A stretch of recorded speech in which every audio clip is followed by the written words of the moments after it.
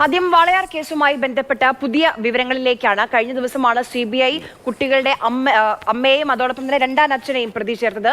അതിലിപ്പോൾ ഒരു പ്രതികരണം വരുന്നത് അത് അമ്മയുടെ അഭിഭാഷകന്റെ ഭാഗത്തു നിന്നുള്ള പ്രതികരണമാണ്. ഇത് CBIയുടെ കുതന്ത്രം എന്നാണ് പറയുന്നത്. തീർച്ചയായും അഭിഭാഷകന്റെ പ്രതികരണം നമുക്ക് ആദ്യം കേൾക്കാം.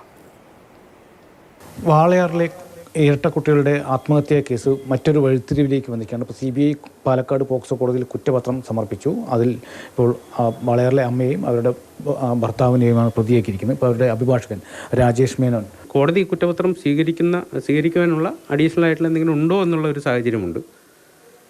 അലിഗേഷൻസ് പറഞ്ഞിട്ടുള്ള എന്താണെന്നുള്ളത് മനസ്സിലാക്കിയതിന് ശേഷം അതിനുള്ള തുടർ നടപടികളും സ്വീകരിക്കും. ഇപ്പോൾ സമൂഹ മാധ്യമങ്ങളിലൊക്കെ ഇവർ നേരത്തെ തന്നെ പലരും പറഞ്ഞിരുന്നു ഇത് അതാണിപ്പോൾ CBI ചെയ്ത് എന്ന രീതിയിൽ പറയുന്നത്. ഇവരെ മുൻപേ തന്നെ പ്രതിയാക്കേണ്ടതെന്നുള്ളൊരു വാദങ്ങളൊക്കെ. ഓരോരുത്തർക്കും ഇന്ത്യയിൽ അഭിപ്രായം പറയാനുള്ള എല്ലാ സ്വാതന്ത്ര്യവുമുണ്ട്. പക്ഷേ ആ സ്വാതന്ത്ര്യം ഒരു പരിധിയിൽ കവിഞ്ഞ് ടാർഗറ്റഡായി ഏതെങ്കിലും ഉദ്ദേശത്തോടു കൂടി നടത്തുമ്പോഴുള്ള പ്രശ്നങ്ങളാണ് ഈ കേസിൽ ആദ്യം മുതലുള്ളത്.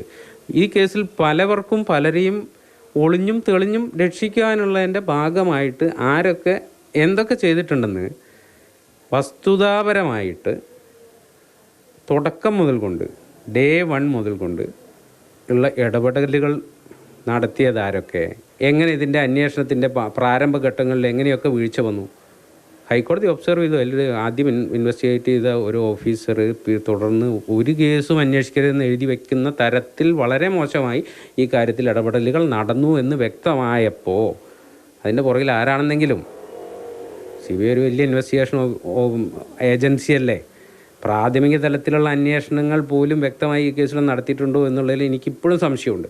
അങ്ങനെയാണെങ്കിൽ ഇതിൻ്റെ പ്രാഥമികമായ തെളിവുകൾ നശിപ്പിച്ചതിൽ ഈ പറഞ്ഞിട്ടുള്ള ഇൻവെസ്റ്റിഗേറ്റ് ചെയ്ത ഉദ്യോഗസ്ഥർക്ക് തുല്യമായ പങ്കില്ലേ? വിക്ടിമിൻ്റെ റോളിൽ നിന്ന് അവർക്ക് നടത്തുന്ന മുറവിളി നിശബ്ദമാക്കാൻ പറ്റിയ ഏറ്റവും നല്ല മാർഗ്ഗം അവരെ പ്രതികളാക്കുക എന്നുള്ളതാണ്. അതോടുകൂടി വിക്ടിം എന്നുള്ള സ്റ്റാറ്റസിൽ നിന്ന് അവർ അക്യൂസ്ഡ് എന്ന സ്റ്റാറ്റസിലേക്ക് മാറിയാൽ ഈ മുറവിളി പിന്നെ ആരുടെ കാതിലും പോകില്ല. അതാണ് ഏറ്റവും വലിയ പ്രൈം ആയിട്ടുള്ള ആസ്പെക്ട്. വക്കീൽ പറയുന്നതനുസരിച്ച് CBI ഒരു വടിക്ക് രണ്ട് പക്ഷി എന്ന നയം ഒരു കുതന്ത്രം സ്വീകരിച്ചു എന്നാണ്. മൽഘോഷിനൊപ്പം G. പ്രസാദ് കുമാർ, മാതൃഭൂമി ന്യൂസ്. ശരി, G. പ്രസാദ് കുമാർ ചേരുന്നുണ്ട് കൂടുതൽ വിവരങ്ങളുമായി. പ്രസാദ്, ഈ അനുബന്ധ കുറ്റപത്രത്തിലാണ് മാതാപിതാക്കളെയും പ്രതി ചേർത്തുകൊണ്ടുള്ള CBIയുടെ നീക്കമുണ്ടായത്. എന്തൊക്കെ കാര്യങ്ങൾ സംശയിക്കുന്നുണ്ട് ഈ പ്രോസിക്യൂഷനുമായി ബന്ധപ്പെട്ട കാര്യങ്ങളും? ഒപ്പം തന്നെ അഭിഭാഷകർ വളരെ പ്രധാനപ്പെട്ട ചില പോയിന്റുകൾ പറയുന്നുണ്ട്. കാരണം ഈ ബലാത്സംഗ പ്രേരണയടക്കം ഒരുപക്ഷെ ചുമത്തുമ്പോൾ അതിൽ നടപടിക്രമങ്ങളിൽ വലിയ സംശയങ്ങൾ CBIയിൽ കാണുന്നുണ്ട് എന്നാണ് പറയുന്നത്. ഇനി അടുത്ത നീക്കം എന്താണ് അവർ പറയുന്നത്? പ്രതീക്ഷ, ഇതിൽ രണ്ട് പ്രശ്നങ്ങളുണ്ട്. ഒന്ന്, ഇത്ര വർഷങ്ങൾ കഴിഞ്ഞു എന്നുള്ളതാണ്. ആദ്യഘട്ടത്തിൽ CBI ഒരു കുറ്റപത്രം CBI കോടതി തന്നെ പാലക്കാട് പോക്സോ കോടതി നൽകി. അത് കോടതി മടക്കുകയാണ്. അപ്പോൾ അതിൽ മുൻപ് പോലീസ് നൽകിയ കുറ്റപത്രത്തിന് ഒരു വ്യത്യാസമില്ലാതെ, ഒരു കണ്ടെത്തലിന് ഒരു വ്യത്യാസമില്ലാത്ത ഒരു കുറ്റപത്രമായിരുന്നു ആദ്യം നൽകിയത്. അതിനെ എതിർത്തത് ഈ വാളയാറിലെ കുട്ടികളുടെ അമ്മയും ഈ അഭിഭാഷകൻ രാജേഷ് മേനോനാണ്. അപ്പോൾ ഈ രാജേഷ് പറയുന്നതിൻ്റെ അർത്ഥം അതുകൊണ്ട് CBIക്ക് ഒരു പണി കൊടുത്തതാണ് ഈ വക്കീലും അമ്മയും, അതുകൊണ്ട് അവർക്ക് തിരിച്ചൊരു പണി കൊടുക്കുന്നു എന്നുള്ള രീതിയിലാണ് ഇതിനെ കാണേണ്ടത് എന്നാണ് വക്കീലിൻ്റെ ഒരു വാദം. മറ്റൊന്ന്, ഈ അമ്മയ്ക്കെതിരെ ചുമത്തിരിക്കുന്ന കുറ്റം എന്ന് പറയുന്നത് അല്ലെങ്കിൽ കേട്ടുകേൾവിയാണ്, അല്ലെങ്കിൽ മാധ്യമ വാർത്തയാണെന്നാണ് അഭിഭാഷകർ പറയുന്നത്. കുറ്റപത്രം കിട്ടിയിട്ടില്ല. കുറ്റപത്രം കിട്ടിയാൽ മാത്രമേ അദ്ദേഹത്തിന് അതിലൊരു സ്ഥിരീകരണം നൽകാൻ കഴിയുള്ളൂ.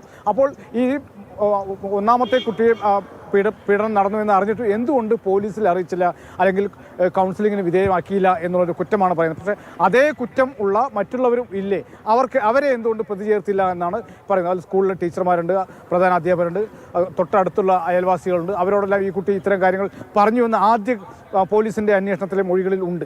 അപ്പോൾ അവരെയൊന്നും പ്രതി ചേർക്കാതെ എന്തുകൊണ്ട് അമ്മയെയും അതേപോലെ അവരുടെ ജീവിത പങ്കാളിയെയും മാത്രം ഇപ്പോൾ പ്രതി ചേർത്തു? അമ്മയുടെ അഭിഭാഷകനുമായി സംസാരിച്ചത്. എന്തായാലും ഇപ്പോൾ CBI കുറ്റപത്രം, CBI ഒരു അന്വേഷണം ആവശ്യപ്പെട്ടത് കുടുംബം തന്നെയാണ്.